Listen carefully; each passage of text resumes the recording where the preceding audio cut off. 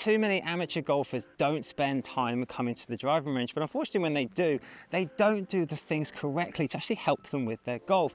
So in today's video, we're going to go into 7 things you should never do when you're working on your game on the range.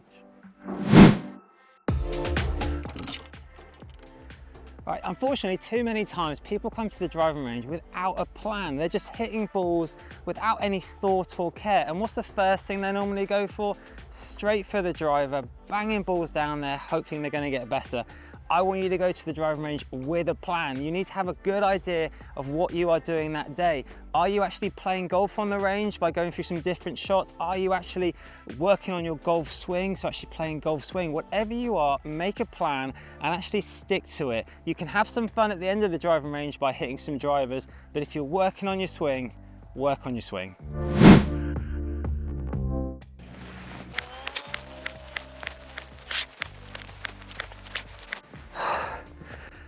Think I got better? No, absolutely not. But sadly, so many golfers practice this machine gun of actually just hitting shot after shot after shot and not getting better at all. So this is what I don't want you to do. What I do want you to do is actually play golf as much as you can. And what I mean by that is golf is a very unique game where actually less is more. Whereas practice in a way, sadly, where what we do is we hit more shots. Unfortunately, scoring wise, we're trying to do something less. So I like to take a lot of time when I'm on the driving range, not just machine gunning through balls, but actually just doing what I call a 3-ball drill, where I take 3 balls out and I want to make sure that these 3 balls have my full quality attention at each and every shot. I'm going to walk away, go through my routine, whatever I'm working on in my swing, I'm making sure my full attention is on these shots.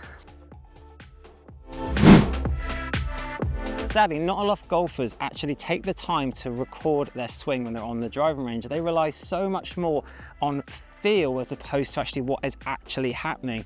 I don't like that. I want some real evidence of what I'm doing. So I'm going to set my camera up just in slow motion. I'm just going to put it on a tripod. And what I'm going to do is just press record and film just a few shots from straight down the line. Now, getting the camera angles correct is massively important. So I like to have it very consistently, have the camera about belt height. And I want to make sure when you're shooting a down the line shot like this, that the camera is pointing straight through my hands to the target. Depending on what you're working on, if the camera's to the left or right, the shot can actually make you look better or worse than you actually are. So just keep it very consistent. Point the camera straight at the hands, and if you're doing one face on, do exactly the same thing. Get the camera pointing straight at the hands and just step back enough if you can so you can see the entire swing throughout. But just click it on slow motion, hit a few shots, and actually then take some time to go through and see if you're doing what you actually think you're doing.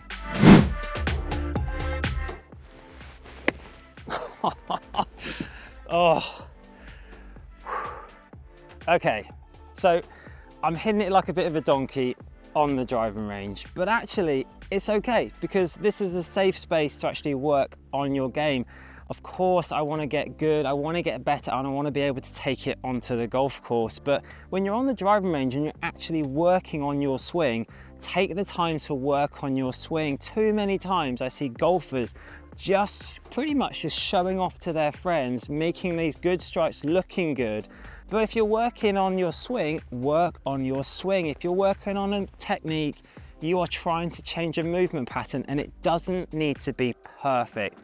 What I want the end result to be, obviously, is to be good. We want the long-term goal to be get better, but it's okay to enjoy that journey, enjoy those bad shots, and actually just cut yourself a bit of slack. You're on the driving range, it doesn't really matter, but you want to get better long-term, so just enjoy it. So club face really is key when it comes to actually being able to control the golf ball. So don't neglect club face control drills. And one of my favorite, and it's one of the best drills I think you can do on the driving range, is actually on purpose. Do some slow swings and really just pay attention to where the club face is and how you're actually going to open and close it. And what I want you to do is actually hit 3 balls where the first one you're going to hit as far left as you possibly can. So I want you to set up perfectly normally, aiming dead straight to start with, but I just want you to make a slower swing and just pay attention to how you're closing the club face down to hit it left. And I want this thing to go miles left. So let's hit one, just aim straight, but really get this feeling of turning that club face over, and you can see that thing has gone miles left. Now, most people will think you're really bad on the driving range, but actually you meant to do it. It was an intention, so that's fine. But now I want you to do the opposite. Now I want you to actually feel, what does it feel like to open that club face up on demand? So what I want you to do is just take your normal setup, really feel what it feels like to have that club face open and hit it miles to the right.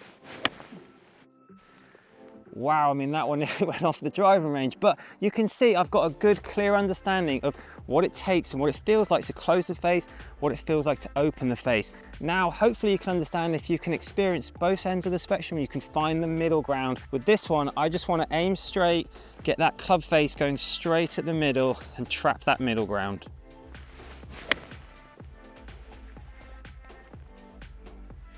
Best shot I've hit all day. So don't rely on feedback when you're working on distance control. And what I mean by that is I see so many golfers actually aiming for a target sort of 40, 50 yards away. They hit the first one long, they get the second one short, and then they normally get the third one bang on. The problem is, golf, you don't get that feedback. All that's happened there is your brain has just adjusted to the two previous shots. It's so important when you're working on distance control, it has to be random. Go to random distances, actually go through your routine. But if you're working on swing, that's fine. Work on swing. It's okay to hit shot after shot to the same distance, but that's a totally different practice session. When you're working on distance control, really work on distance control. So here, all I want to do is I've got a random target. I'm going to make sure that I go through my routine behind the ball first of all, do a nice kind of feel swing, really just trying to gauge the distance in my own head, do a few rehearsal swings, getting used to that before going in and pulling the trigger.